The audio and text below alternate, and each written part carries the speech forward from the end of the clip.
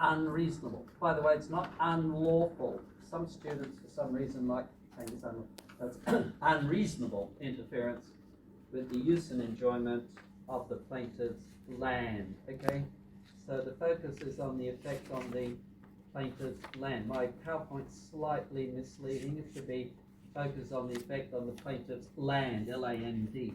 Okay, which means what? It means that generally private nuisance has got nothing to do with personal injuries. So let me ask a series of questions, everybody. Can you claim damages for personal injury in negligence? Who says yes? Yes, good. Can you claim damages for personal injury in private nuisance? Who says yes? Who says no? Correct. Here's a slightly tricky one. Can you claim damages for personal injury in public nuisance? Who says yes? Yes, you can, oddly enough. Okay? Why is that? Because what is private nuisance? Unreasonable interference with the plaintiff's use or enjoyment of the plaintiff's land. Okay. Whereas public nuisance covers a much wider range of activities, including the health and welfare of people. So that would include personal injury. Okay. All right. So what's on the screen, everybody? Make sure you know the definition. Get any question on private nuisance, immediately tell the examiner you know the definition. Then, of course, the next step would be to distinguish between actually physical damage to the plaintiff's land and intangible interference. If there's actually physical damage to the plaintiff's land, that is unreasonable, full stop, without further analysis. St. Helens Smelting and Tipping, which is not in your course manual, but I like the case name because it sounds good. But the must-know case is ACL and the Bulmer. Bulmer is a must-know case. And Bulmer, remember, dealt with building an industrial building in Kowloon. ACL occupied the 5th floor, Bulmer the 4th floor. ACL maintained an uninsulated air-conditioned room 24 hours a day. It was freezing. The air conditioning system made the room temperature so cold it created condensation and moisture on Bulmer's ceiling, causing chipping and breaking of concrete. That's physical damage. That is unreasonable interference, full stop. So watch out for that. If you get a problem question, which could come up in part B of your exam, could be the 40-mark question on private nuisance. Okay. But if the damage to the plaintiff's, there's no actually physical damage to the plaintiff's land, it's just intangible interference, the court will have to look at a number of factors: the nature of the interference, the extent and timing, and the leading case on that would be Capital, Prosperous and Sheen. Capital, Prosperous and Sheen says that having a shower in Hong Kong up to midnight is reasonable because Hong Kong people go to bed late.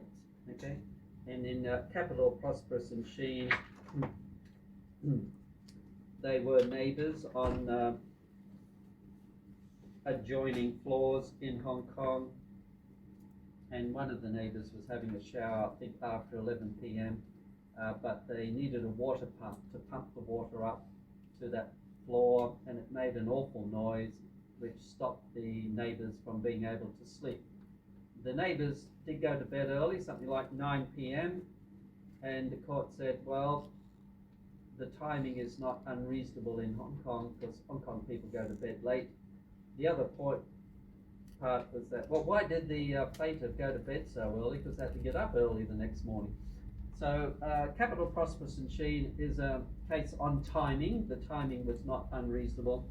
But also Capital, Prosperous and Sheen is also, you could argue, is a case on abnormal sensitivity. The court will treat the plaintiff as a normal person, and as a normal person would not be bothered about noise up to midnight. That's an interesting one. Okay. So Capital, Prosperous and Sheen must know case. ACL and Bulmer must know case. Sturgis and Bridgman, I think, would be a must-know case because obviously locality is an important factor in deciding whether the interference is unreasonable. And Sturgis and Bridgman says what might be a nuisance in Belgrave Square would not necessarily be so in Bermondsey. Well, I presume that's a less salubrious area of London. In Hong Kong, what would be a nuisance in, say, on the Peak would not be a nuisance in, oh my goodness. Anybody here from Chun Wan? That's not a bad area. I mean, you're right on the end of the Chun Wan line, so you always get a seat on the train, so that's not bad. Well, I don't know. Okay. So, reasonable user, good PowerPoint, this one. St. Helens, Smelling and Tipping, Bulmer, if there's actually physical or material damage to the plaintiff's land, that's unreasonable, full stop. However, less tangible interference, the court will look at those factors: timing, duration, capital prosperous and sheen, locality, Sturgis and Bridgman. Also, realty harvest is a case on locality. The fact that you are in an industrial area doesn't mean that there can never be any nuisance, because in realty harvest there was so much noise. The court found that there was expert evidence to prove that the noise and vibrations level exceeded acceptable British standards. So even though you're in an industrial area, that was still unreasonable. Okay. And then malice. This is where the plaintiff makes a noise, but then the defendant, through bad intentions, makes a much worse noise. Okay. So it's like, so in Christie and Davies, the piano teacher, and so the student doing the scales, chopsticks, etc., was annoying, and so the defendant deliberately created noise in retaliation. So the plaintiff sued the defendant for nuisance, and the court found that there was. Should know, I think, malice. Okay. Must know, though, abnormal sensitivity. So capital prosperous and sheen, you could argue, is an example of abnormal sensitivity, because normal people don't go to bed so early. But Robinson and Kilbert is a must-know case on abnormal sensitivity. Remember, in Robinson and Kilbert, it was heat-sensitive paper which was destroyed by the heat coming from the neighbouring property. But the court said this was not reasonable. It was not unreasonable because the heat would not have affected ordinary paper. So Robinson and Kilbert is an example of abnormal sensitivity. So watch out for that in exam questions, because you may be asked to advise a plaintiff who sleeps during the day and works at night. Well, bad luck. You'll be judged by the standard of a normal person who sleeps at night and is awake during the daytime. Okay, all right. So if you're dealing with private nuisance, a key issue: who can sue, who has locus standi, and Malone and Lasky is your must-know case. Only a person with a legal interest in land can sue, as confirmed by the House of Lords in Hunter and Canary Wharf. Hunter and Canary Wharf is House of Lords, must know, arguably the leading case on private nuisance. Okay, now Coruscant and Bush forget, because Coruscant and Bush, the Court of Appeal, seemed to stray away from Malone and Lasky, and they found that a young lady who was bothered by nuisance calls from an ex-boyfriend could sue in private nuisance, even though the young lady didn't have an interest in the property. She was just staying with her parents. She didn't have a legal interest in the land. But that test is now gone. The substantial link or close connection is gone. And it's Malone and Lasky, as confirmed by the House of Lords in Hunter and Canary Wharf. Only those persons who have a legal interest in the land can sue. So in Hong Kong, watch out. If you've got somebody who owns the premises, they can sue. If they're a tenant, they can sue. But somebody who's a mere guest cannot sue in private nuisance. And that's the case, by the way, of and Yun. And Yun was the case of dispute between two roommates in a residence hall at Chinese University. So the plaintiff sued the defendant in nuisance, claiming that, among other things, the defendant was engaged in, how do we put it delicately, physical activity with her boyfriend in the presence of the plaintiff. So the court said, you don't have locus standi, you don't have an interest in the land, you're just a guest. By the way, everybody in this room, are you here legally? Why? What makes your presence in this room legal? You all have a license to learn. And the license is just permission to be on the property. You don't have a legal interest in the land. So if there's a lot of noise coming from the property next door, we can't sue in private nuisance because we don't have locus standi. We've only got a mere license. A license is what we call a personal right, a right in personam, as opposed to a proprietary right, which is a right in rem, in the thing. Okay, all right. So mere licensees cannot claim in private nuisance. Most important. Okay. So that's pretty well private nuisance. Who can be sued? More should know than must know. In an examination question, it's going to be very clear who the defendant will be because it's the creator of the nuisance. It can get a little bit complicated where property has been let out. Sometimes the landlord may be liable even though they don't actually create the nuisance, okay? But I think what's on the screen everybody should know rather than must know. Must know the defences to private nuisance. The most important one is statutory authority.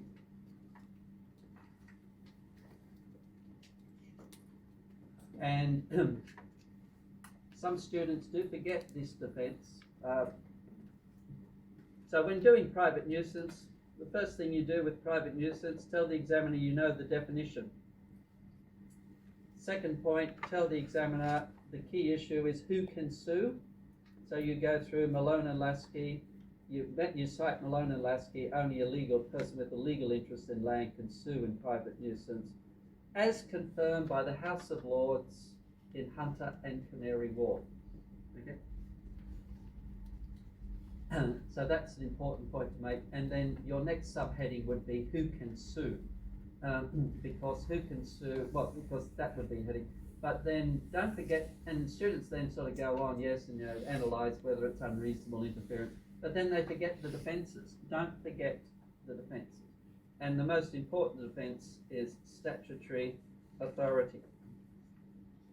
And statutory authority basically authorises the activity involved. But the test is, as on the screen, is the activity the unavoidable or inevitable consequence of what has been authorised? And in the Lam Yuk Fung case, the court found that the activities involved in managing a rubbish dump was not the unavoidable consequence of what was authorised, because the Urban Council in Hong Kong should have organised the collection of rubbish in a better way. They didn't do it. Their system wasn't very good, and so there's rubbish all over the place. So it wasn't the unavoidable consequence of what had been authorised. What had been authorised? Operation of a rubbish dump. Okay, so that was it. And the nuisance could have been avoided through the exercise of reasonable care. They should have had a better system of collecting the rubbish. So that's statutory authority, most important defence to private nuisance. Similar defence is planning permission. And the leading case of there is Gillingham Borough Council and Medway. I might have amended this PowerPoint slightly, but it's reflected in your course manual under 4.3.1. And in this particular case, the council granted planning permission to the defendant to develop certain land for building a commercial port. So this changed the nature of the neighbourhood completely, because now you've got trucks going to and from the port delivering goods and collecting goods. And so there was change to the character of the neighbourhood, and so that planning permission was a total defence. Okay. The other defences, forget. The only defence you need to worry about is statutory authority, possibly planning permission, but particularly statutory authority. And don't forget the test is the action, whatever it is, the unavoidable consequence of what was authorised. The other defence which might come up in the exam, and if it does, it could be in part A of the exam. There was a question in a past exam paper, explain what is meant by the defence of act of God, okay, in the tort of nuisance. So this is the Star Ferry case. Oh, by the way, if statutory authority is a successful defence, it's a total defence in private nuisance, worth remembering. Act of God is also a total defence, but it has to be an exceptional and unnatural event.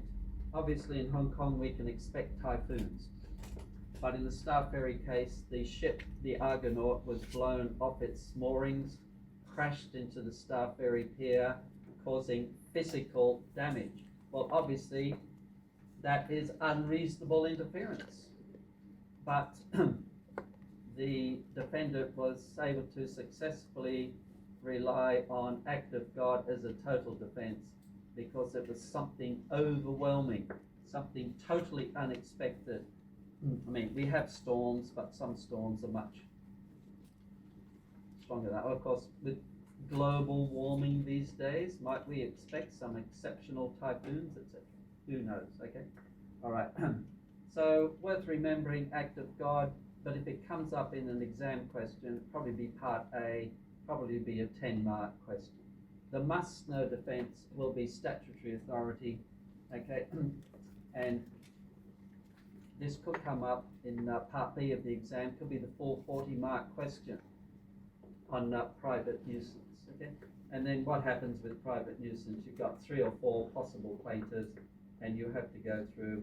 But the first issue you would address, who can sue, because you might find 2 out of the 3 have a legal interest in the land, but the third person doesn't. Well, then that obviously can't claim in private nuisance. But the people who can sue, then you go into the further analysis, is it unreasonable interference? Okay? And so you need to look at the exact nature of the interference. If it does actually cause property damage, well, that is automatically unreasonable. Okay, so they're the defences to private nuisance. Don't forget the remedies. The remedies for private nuisance, the most important one will be an injunction. And you will get an injunction if the interference is intangible interference. Because the desirable remedy is you want that particular nuisance to stop. You want the noise to stop, the smell to stop, whatever it is, okay? And so an injunction would be the appropriate remedy. It would be a prohibitive injunction, that sort of type. And don't forget, as we started off with today, an injunction is a remedy in equity. And so the equitable maxims apply, right?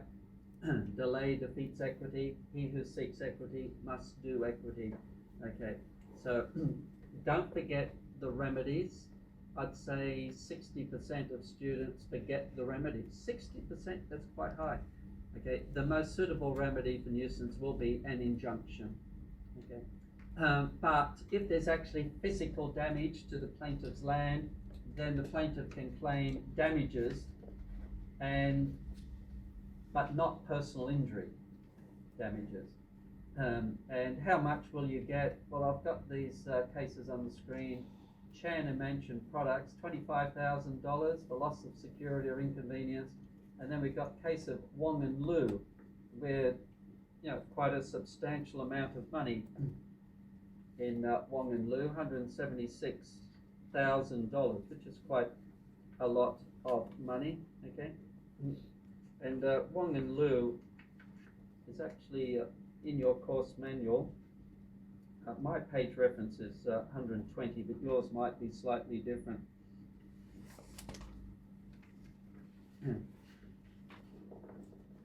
But the main remedy will be an injunction, so that's the important point to make. Don't forget to advise your client. So if you get a question on private nuisance, what are the headings? Well, number one, definition of private nuisance. Number two, who can sue?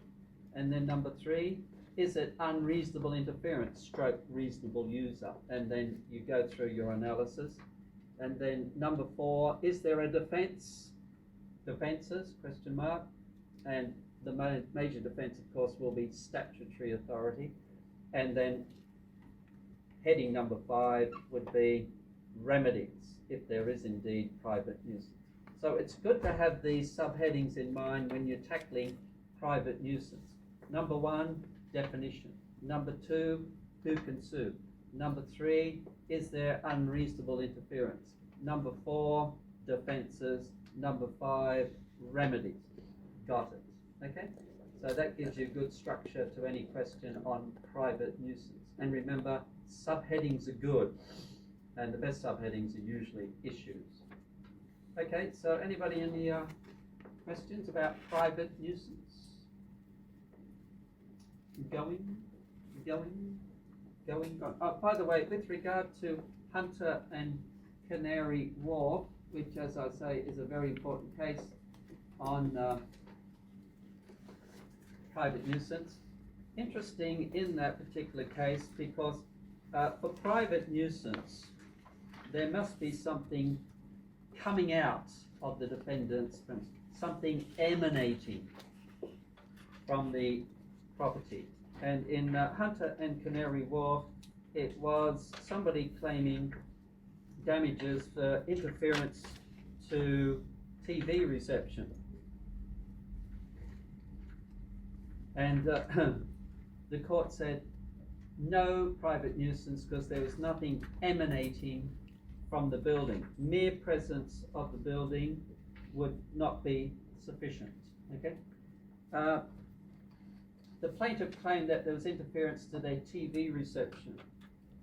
And in olden days, that would not have got anything to do with the use of the land. It was all more like entertainment. But it's interesting, the quote from Lord Gough in Hunter and Canary Wharf says, for many people, watching television transcends the function of mere entertainment, because we use our TV screens now for much more than just being entertained. It could be for educational purposes. Of course, your TV can be hooked up to the internet and that sort of thing. So the courts are trying to keep up to date with advances in technology. So it is possible to claim for interference to TV reception, but the mere presence of a building is not sufficient. There must be something emanating from the building to cause private nuisance. Having said that, there's actually a New Zealand case in which the court successfully granted a claim for private nuisance because the glare from a glass building was held to be emanating from the building. So there you are. The dazzling glare from the glass building was sufficient to ground a claim for private nuisance because the court found it was emanating from the building. Okay, so next time you're blinded by the glass buildings in Hong Kong, say, possibly private nuisance. But because something was emanating from the building, namely this dazzling glare. But normally the presence of a building would not be sufficient to ground a claim in private nuisance. Something has to emanate from the defendant's land. That means come out of or proceed from it. So obviously smells, noise, etc., they would emanate from the defendant's property. Also, Hunter and Canary Wharf is an important case which emphasizes that you cannot claim damages for personal injury in private nuisance, but you can claim damages for personal injury in public nuisance. So let's have a look at public nuisance.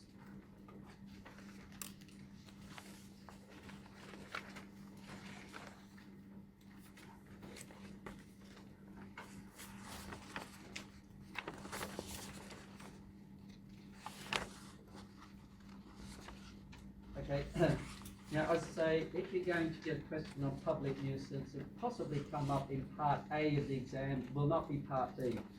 And if it comes up in part A, it'll probably be something like compare and contrast the tort of private nuisance with the tort of public nuisance. Okay, and a good quotation on public nuisance.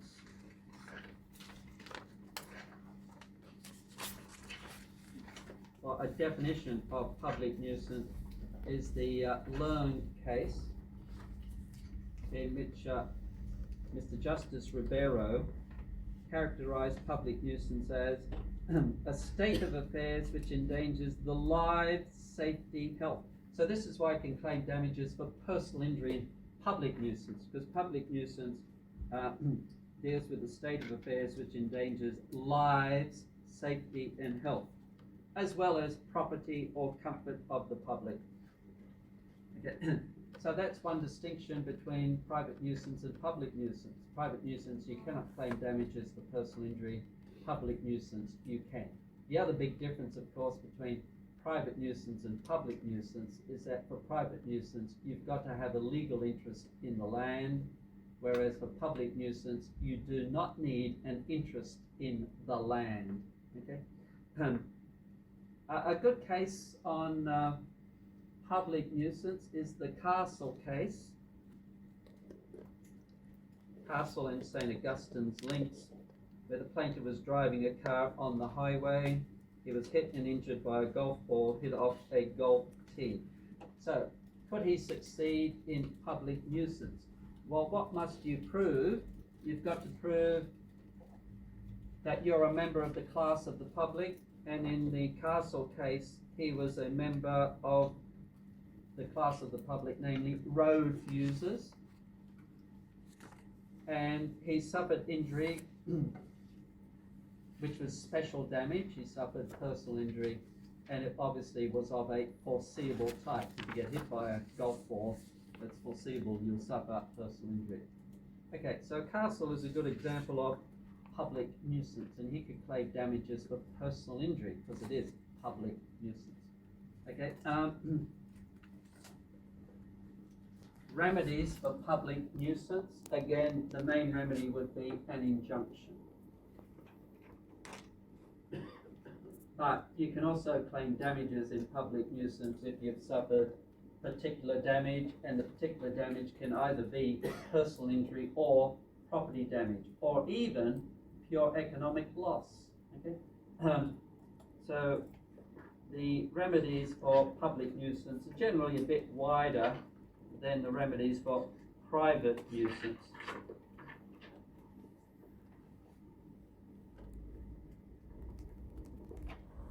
Okay, so that's that, and then sort of comparing and contrasting private nuisance and public nuisance.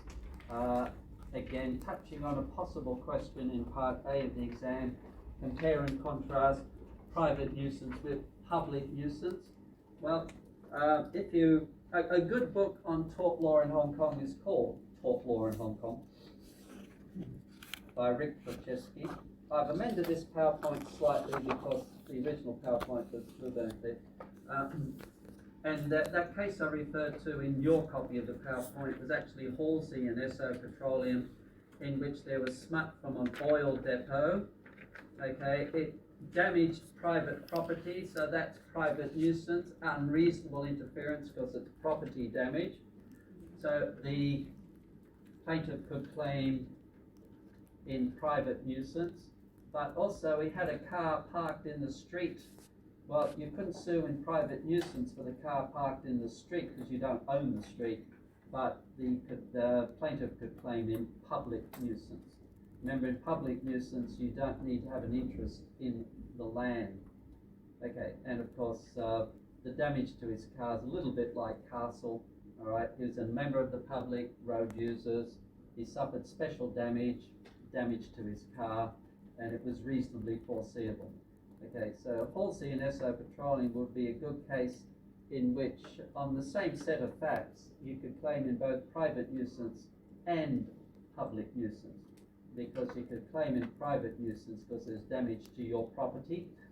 And remember what private nuisance is: unreasonable interference with the use and enjoyment of the plaintiff's land. Okay. And he could also claim damages or damage to his car parked in the street, because that would have been public nuisance. Okay, good. So that's comparing and contrasting private nuisance with public nuisance. Okay, so anybody, any questions about nuisance? Did nuisance come up in your assignment? It did. Okay, well, you should have nailed it. Will it come up in your exam? Possibly. Okay.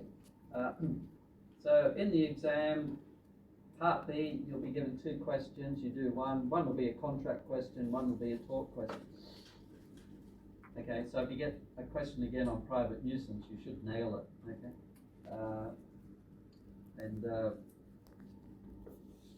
Don't forget Hunter Canary Wharf, most important case, but you know the issues with private nuisance. So private nuisance is actually not a difficult question. So any questions about nuisance at all? Going, gone. Okay, any questions at all about negligence? Going, gone. Any questions at all about contract or tort law? Okay, good. Well, remember, I'm not sure whether your exam's online or not. Okay, if it's online, don't forget to highlight your cases and statutes, bold print. If it's in face-to-face, underline your cases and statutes. Why? Because I say so. Why? Well, the noble reason is to give due respect to the source of law, but the other practical reason is make sure the examiner doesn't miss the fact you've identified that source of law. Okay. I've probably mentioned this before. Do you think the person marking your paper reads every word you write? I'm not going to answer that, but make sure he doesn't miss the fact you've identified that particular case or that particular statute. What is the must-know statutory law for tort? Number 1, Section 21 of Law Code. Don't you miss Section 21 of Law Code. Very good chance it'll come up in your exam, either in Part A or Part B, or even both. Okay. Also, I would suggest Section 62 Evidence Ordinance with regard to aids in proving breach of the duty of care. See, that could be relevant. And also Section 12 Motor Vehicles Insurers Third-Party Risk Ordinance with regard to volenti. Okay, but volenti is ruled out as a defence if you are in a vehicle on the road. Okay, good. Okay, so any questions, queries, worries, anxieties, comments, suggestions? Well, you know my suggestions. Must know these definitions. Definitions are your key. They will help you get through the exam. Yes, it's memory work, yes, but make sure not only that you are able to reproduce the definitions, but you understand what they mean and you know how to use it to identify issues in your examination. Okay? And also don't forget your principles, don't forget your must-know cases, which I'll give. Okay, it is memory work, fine, but you need to have tricks up your sleeve to remember case names. And if you are stuck in the exam, you really can't remember the case name, all right, put down in a decided case, but that should be very exceptional because case names are important. They are the sources of law. Okay, good. All right, so if there are no questions, queries, well, I think we can terminate our session for today. When's your exam, do you know? Right? In June. Okay, well, not too far away. Okay, so you should be feeling everybody has turned up today. Well done. You should be feeling reasonably confident for the exam, and you'll do well. Okay. All right. Thank you very much, everybody, for your attention.